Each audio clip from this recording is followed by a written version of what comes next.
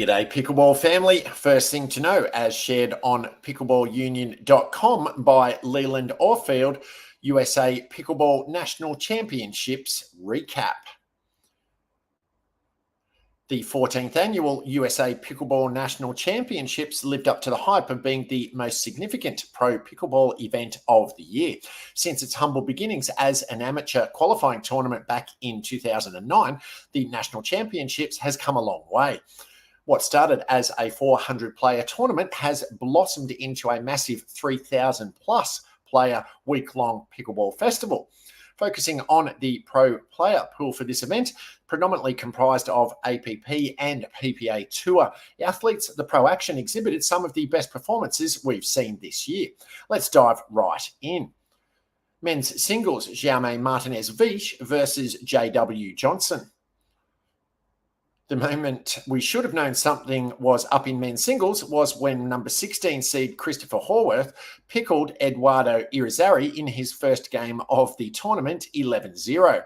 Horwath never let off the gas after that moment and went on to take down Pro Pickleball's number one men's athlete Ben Johns in just two quick games, 11-4, 11-4. Horwath also toppled rising star Colin Schick in the quarters, lost to JW Johnson in the semi-finals, but claimed third place in the tournament after defeating Hunter Johnson in the bronze medal match. Horwath was a blast to watch, and he 100% earned his medal in the national championships. The finals match was equally exciting, seeing number 7 seed Jaume Martinez-Vish face off against number 4 seed JW Johnson. Vish looked incredibly strong going into the finals as he only dropped one game leading up to the match against Johnson. JW looked equally fantastic on his side of the bracket, not dropping a single game leading into the final. Johnson managed to come out on top after a difficult three-game match, 6-11, 11-7, 11-5, making him men's singles champion. Women's doubles, Catherine Parento and Anna-Leigh Waters versus the Brasher sisters, Mary and Maggie.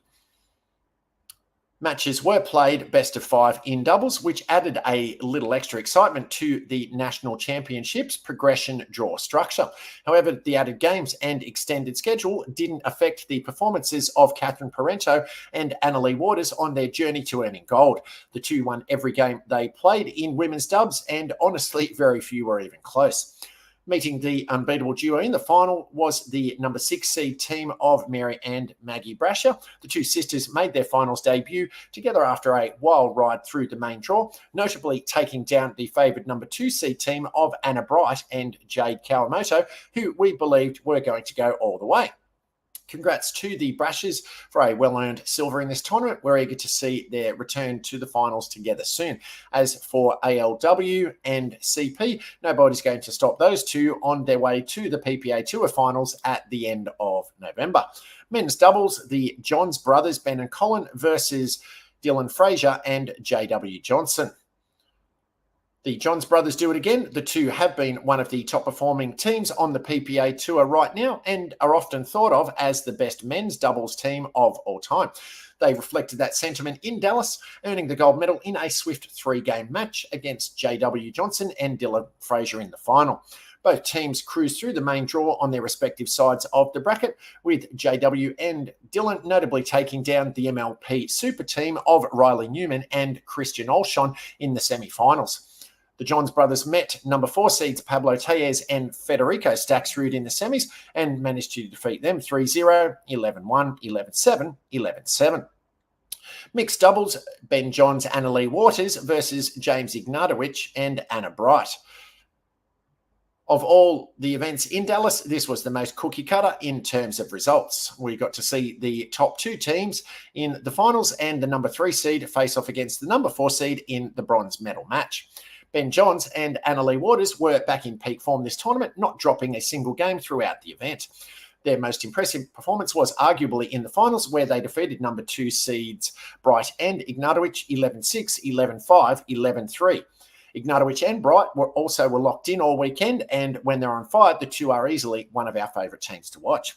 The bronze medal match saw Riley Newman and Paris Todd face off against JW and Georgia Johnson. The Johnson siblings were on our radar, especially after their big win together at the Beer City Open. Newman and Todd partnered up for the first time this tournament and didn't disappoint, though we wish we could have seen their match against Tyson McGuffin and Catherine Parento in the quarterfinals before McGuffin withdrew from the competition. Women's singles, Anna-Leigh Waters versus Catherine Parento. Finally, we've got women's singles where Anna-Leigh Waters managed to secure yet another Triple Crown, marking 20 total in her career. Her battle with Catherine Parento was the perfect way to wrap up one of the biggest pro pickleball events of the year. CP held her own throughout the tournament, not dropping a single game until meeting ALW in the finals. Bronze medalist Judith Castillo was miles ahead of her usual APP competitors, taking down Salome DeVitse in the quarterfinals and Megan Fudge in the bronze medal match 11-7, 11-9. While she didn't medal, Megan Fudge also played notably well. She double pickled 11-0, 11-0, her first opponent in the round of 16, and just narrowly lost to CP in the semis 8-11, 10-12. Second thing to know, as also shared on pickleballunion.com, what does Google Trends reveal to be America's most and least popular pickleballing areas? Pickleball stands proudly as one of today's most swiftly growing sports. Its accessibility and versatility allow almost anyone to engage and has fueled an astonishing progression in the last few years with clubs, tournaments, and celebrity interest popping up everywhere.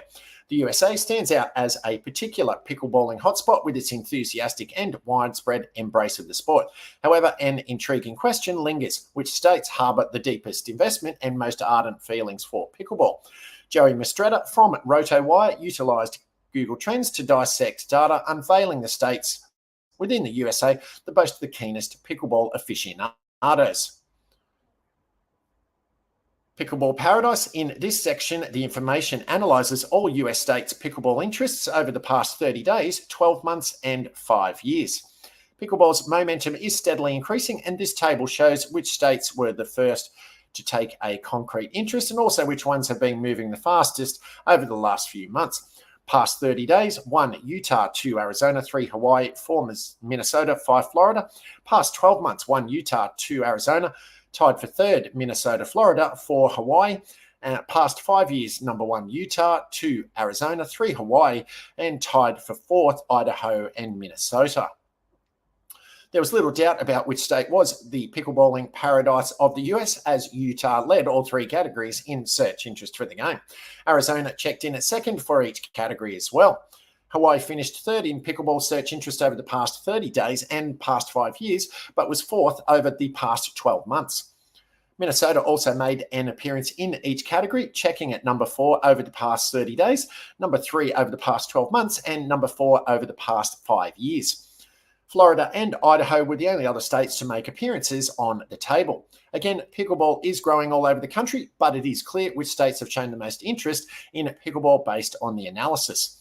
A key factor in Utah's clean sweep is the abundant array of venues available for play, catering to players of all diverse skill levels. Notably, Utah boasts a substantial base of both professional and recreational players, as remarked by pro pickleballer Leigh Jansen, who emphasises the state's vibrant pickleball community. The proliferation of professional tournaments has further stoked interest in the sport, akin to how viewers of football may be inspired to take up the game themselves. This surge in interest paints a promising landscape for pickleball enthusiasts and players, especially in Utah. The least interested states, Google Trends also told us which states were the least interested in pickleball. In the past 30 days, number 1, North Dakota, number 2, West Virginia, and tied 3rd, Mississippi, New York, and Wyoming. Past 12 months, 1 Mississippi, 2 North Dakota, tied 3rd, West Virginia, Wyoming, and New Mexico. Past 5 years, 1 Mississippi, 2 West Virginia, 3 Louisiana, 4 North Dakota, and tied 5th, Alaska and New York. North Dakota, Mississippi, and West Virginia are rock bottom, featuring in all 3 categories. Mississippi has gathered the fewest pickleball search requests over the past year and 5 years, while North Dakota had the fewest over the past 30 days. While these states harbour their own contingent of pickleball enthusiasts, they do not reflect the same enthusiasm witnessed in other regions.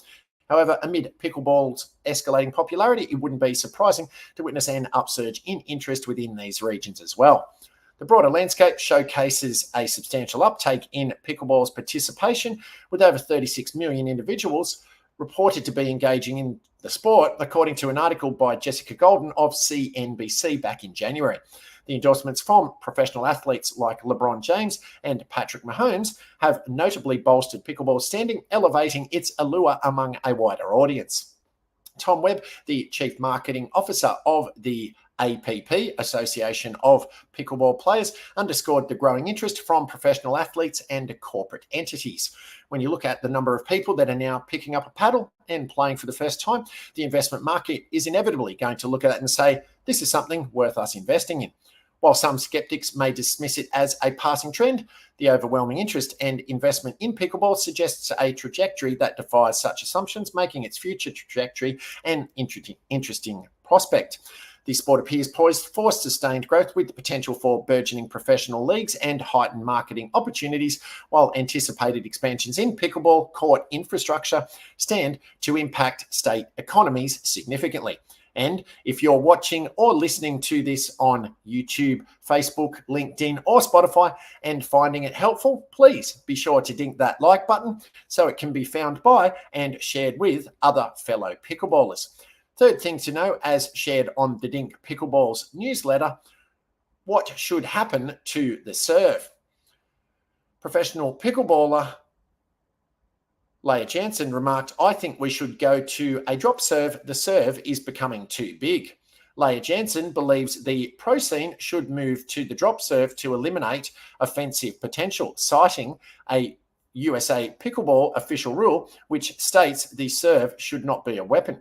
You only have to look at the now legal spin serve to see an example of a rule change that evens the playing field. But is the drop serve the answer? And more importantly, is a weaponized serve a problem or not?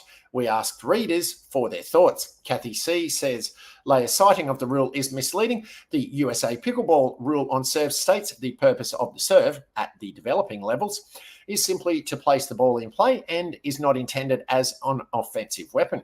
It specifically says at the developing levels and does not say it cannot be used as an offensive weapon in higher play.